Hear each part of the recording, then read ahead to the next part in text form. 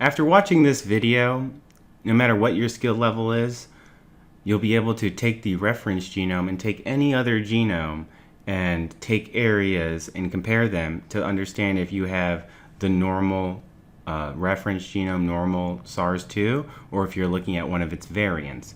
And you'll be able to tell the variants and understand the differences between the normal SARS-2 genome and then the COVID-19 variants that it has.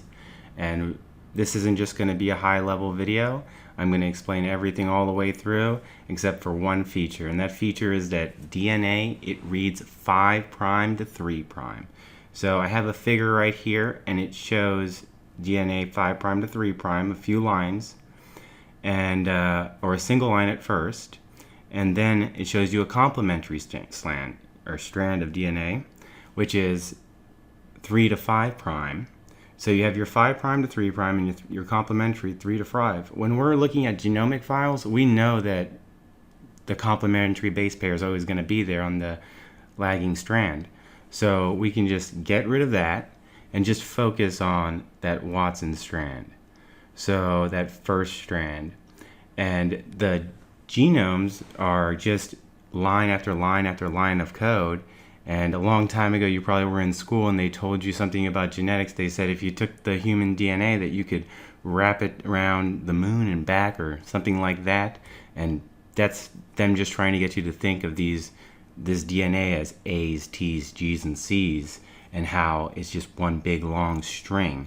So the way that we see it is we see it stacked so that we can get them on pieces of paper or like web pages so that it's more viewable, but it would just be one long string. We're going to show them stacked, and the files that contain these letters are called FASTA files. So generally it's just a file where position 0 is or the first position is the start of your code, and then the last position is the end of your code. And we're going to go over those as well, but the only thing that you need to know is that DNA reads 5' to 3', and I'll take it the rest of the way from there. The coronavirus is actually quite simple. It only has 29,903 base pairs on its normal genome reference file. So most of the files are going to be around 29,000 base pairs. And to compare that with a human's genome is 3 billion base pairs over 23 different chromosomes. And since it's dual-stranded, there's multiple locations to look, or 2 locations to look for every gene. Now with single-stranded DNA, it's not as complicated as human molecular genetics because the chromosomes don't have to be unraveled and understood. Basically, you just have this little single strand of DNA and you just have to have a little read of it or understand how to read a little bit of it. So first, starting off with the genes. So what makes the coronavirus? The coronavirus is its genes. And all coronaviruses, all COVID-19 virus strains, all the COVID-19 virus strains, once again, will have the same genes. That's what makes them COVID-19 strains. So those genes are these right here. ORF1AB, S, ORF3A, M, E, ORF6, ORF7A, ORF7B, ORF8, N, and ORF10. So basically there are 10 genes that COVID-19 variants have. And we were just talking about dual-stranded versus single-stranded and how these genes are only going to have one possibility in the location. So remember, when viruses replicate, they always replicate with this same code over and over and over again until there's a mutation or a deletion, something changes, and then that's a different variant. But the gene itself may still code the same protein. The gene itself might not be affected by a change sometimes, or sometimes it is. And these changes are basically at the gene locations.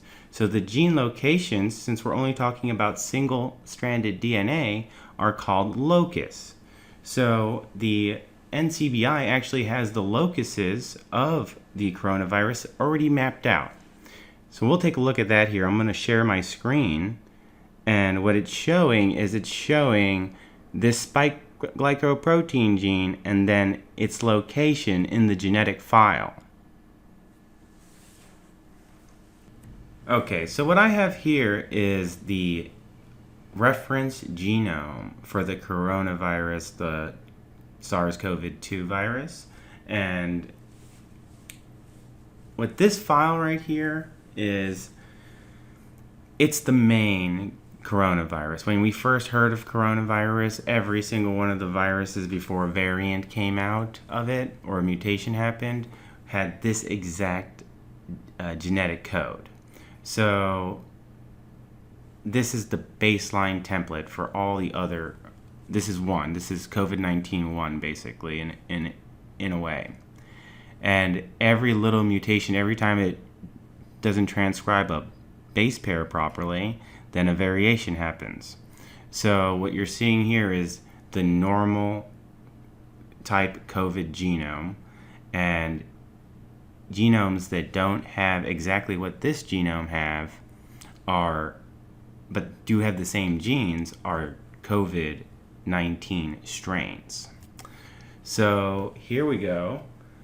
We'll start off at the top here. So there's a bunch of information. Shout out to all these great authors here. Good job. Keep up the great work. And so we have our first gene, the ORF1AB. So open reef rate 1 genes generally are pretty large. And that's why I kind of tried to draw it larger when I go to the whiteboard later to give you a more graphical display. And it's just very big, and I didn't have enough space. But if you look at the Nature article, they have a nice little picture in there as well that I'm going to put a link to the description in this video, where I got a lot of the different variant information from. Let's see here. So let's go to the spike glycoprotein, and that's going to be the second gene. I got a little lost in the scrolling, and I really don't want to spend too much time showing this stuff. So basically, here we go.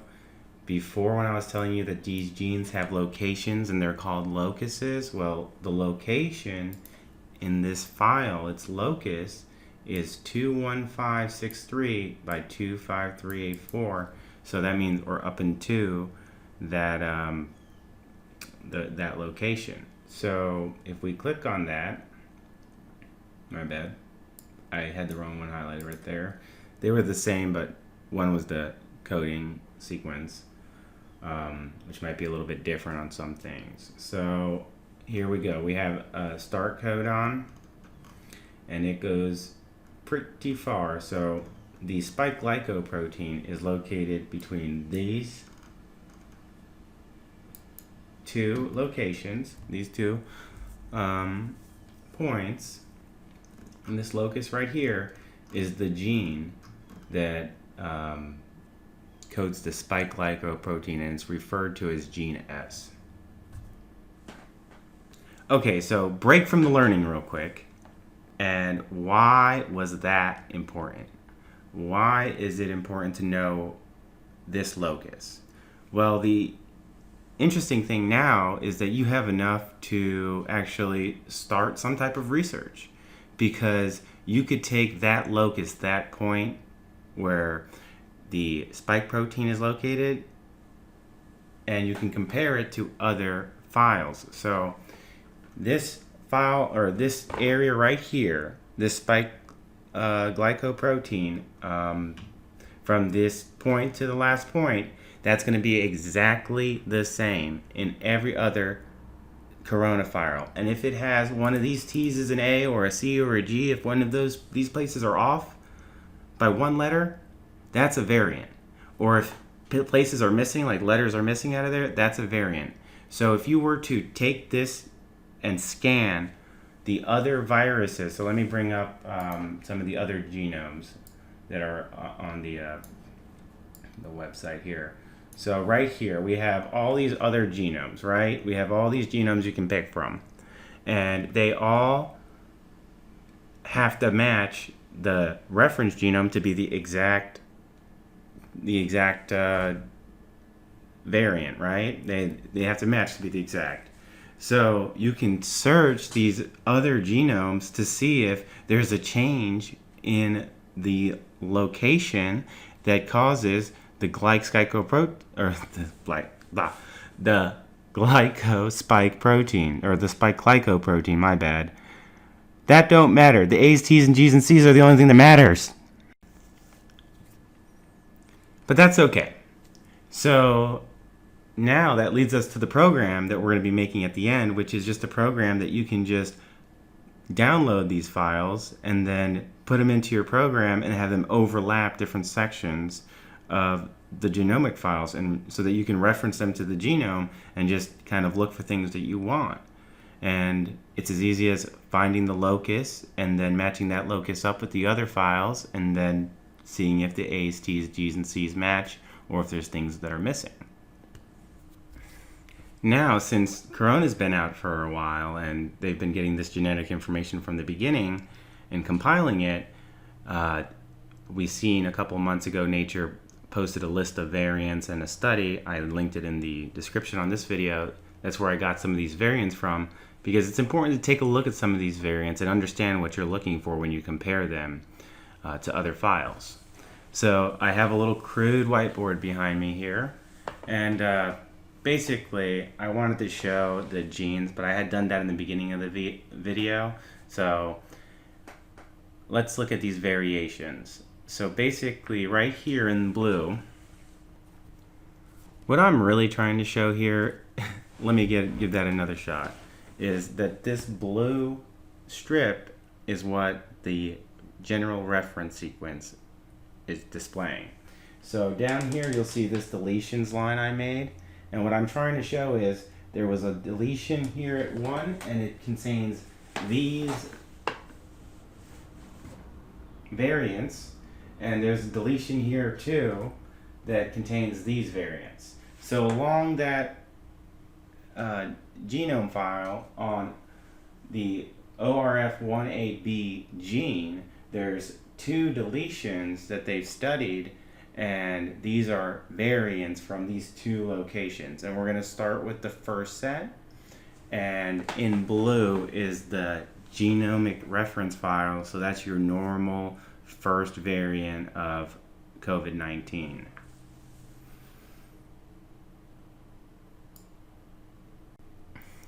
Okay, so let's look at a few variants at deletion number 1, right?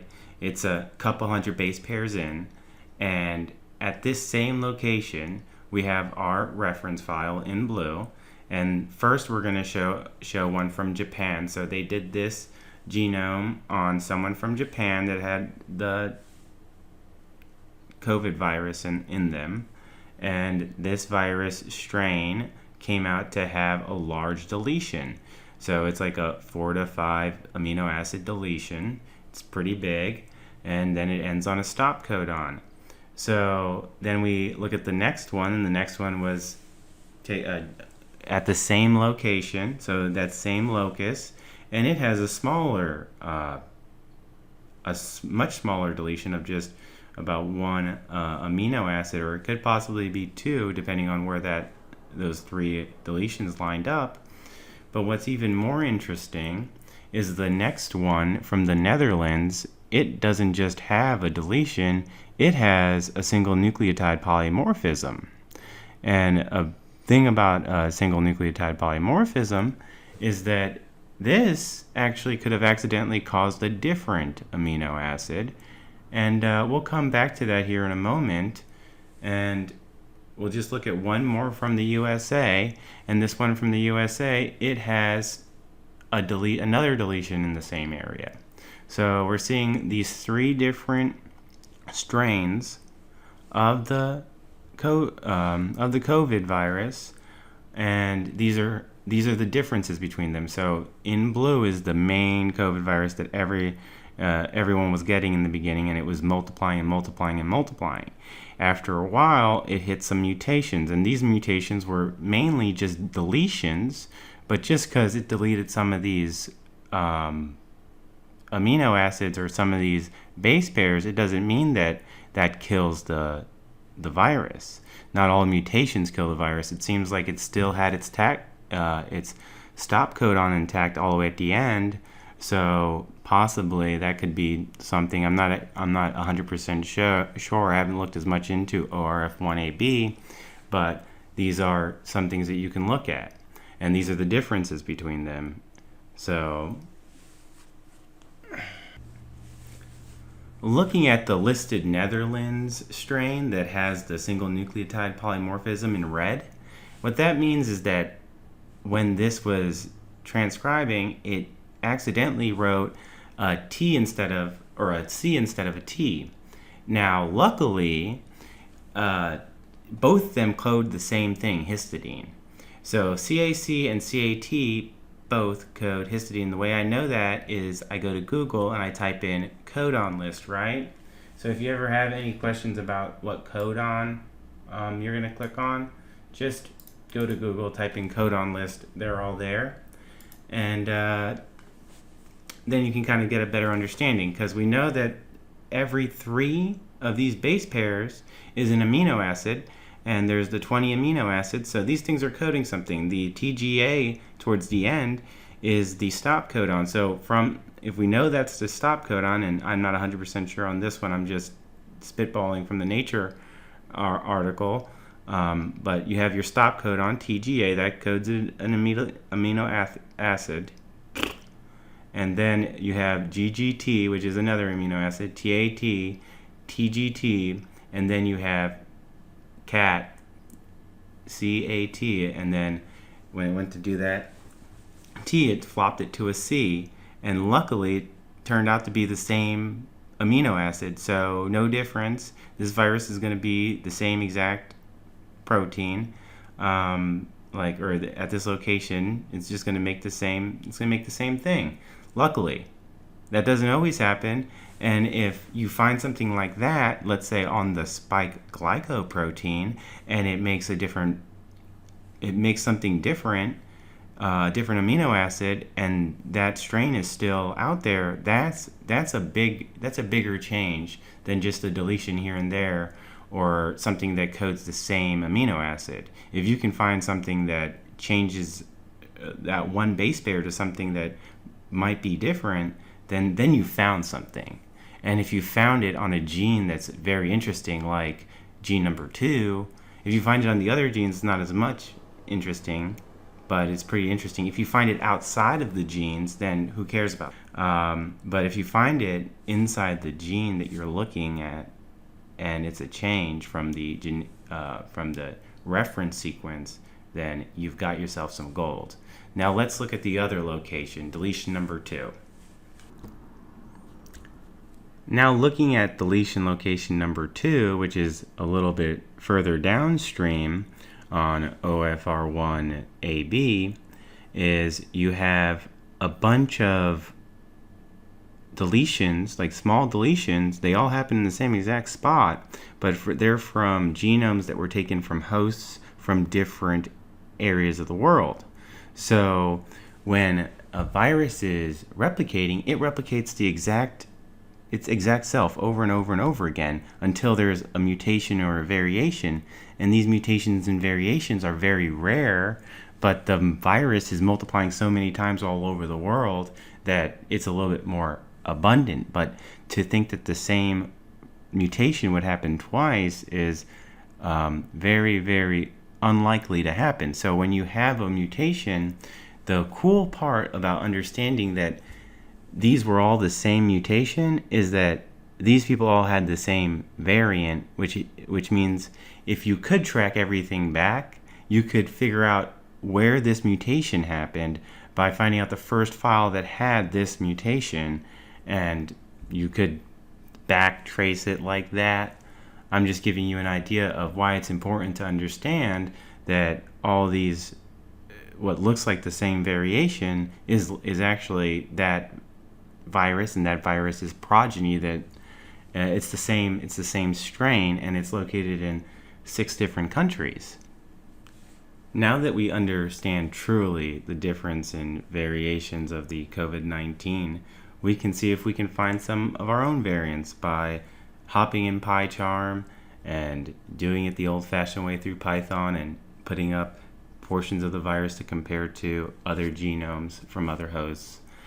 And I'd like to thank everyone who's just here for the lecture, because now we're going to jump into just the computer programming part, and enjoy your day. Okay, so here's a little program that I wrote. It's very basic to compare files manually.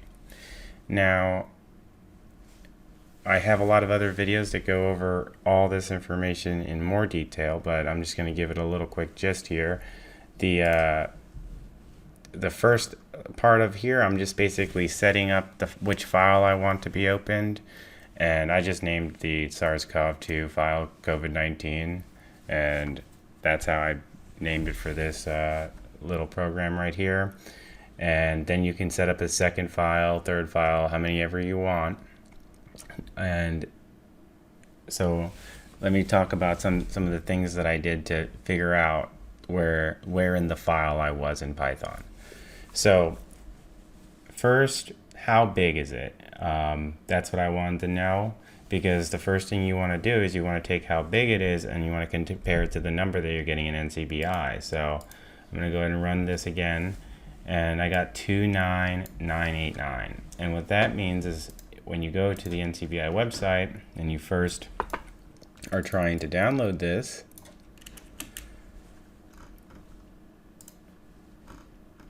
let's see here.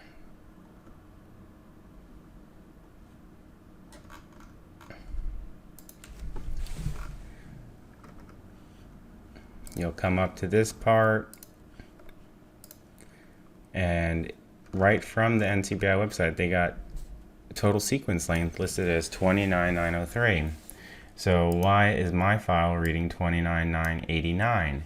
And the answer to that is because there's actually a little extra when you download the file, and that's like the name of the file. So in the FASTA format, it starts off with the name of the file, and that's adding to the number count. So you can either erase that or just account for it.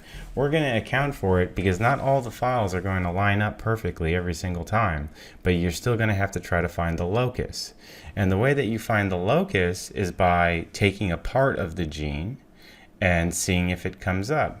So what we're going to do here is I'm going to take the beginning part of the spike glycoprotein gene, and then I'm going to just search this file for it and figure out where it is in the file, and then set up my range to read that part of it.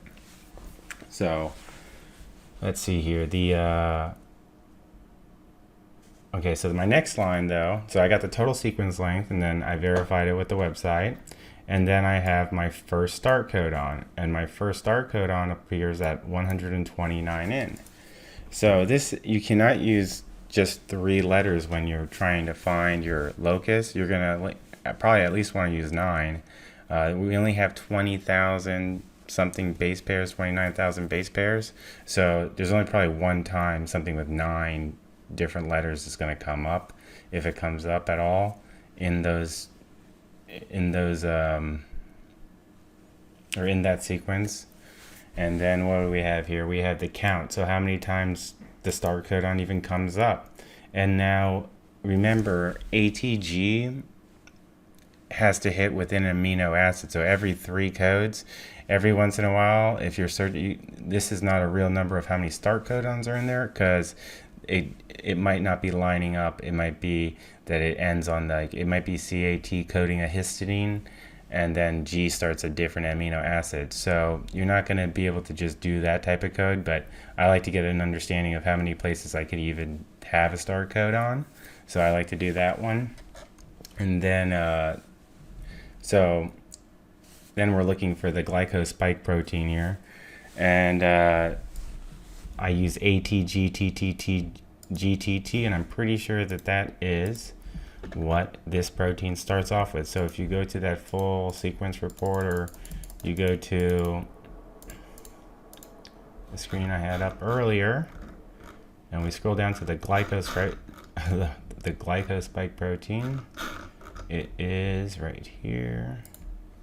So it starts ATGTTGTT just like what I got, and now we have basically where it's going to be at. So we're going to take that number, put it in this find, and then let's just do it the old-fashioned way. We'll go back up to the info.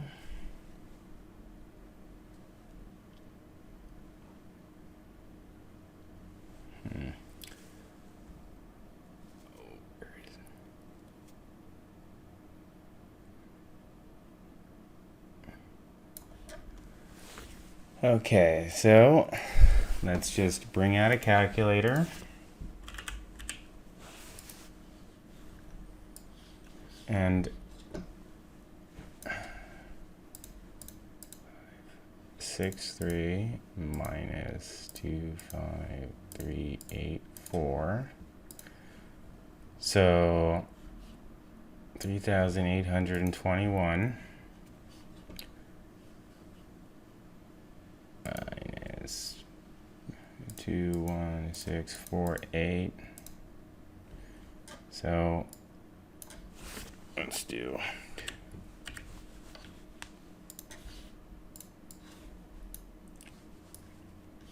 25469.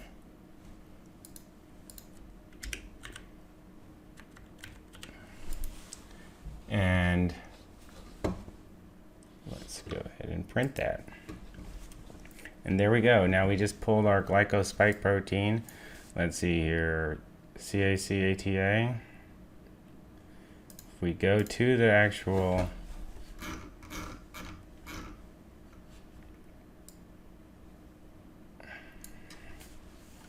okay, so it's just one more. I missed one. CAC-ATA, and we'll extend this to 70. I just mathed so bad right there. I very rarely use that calculator. And CAC-ATA. So now you have one spike glycoprotein allele, and now you're basically going to compare this to every single allele of the other variants of the COVID virus or the other genomes to see if they match up. And if they don't match up, they're a variant, and if they do, it's the same. So, have a good day.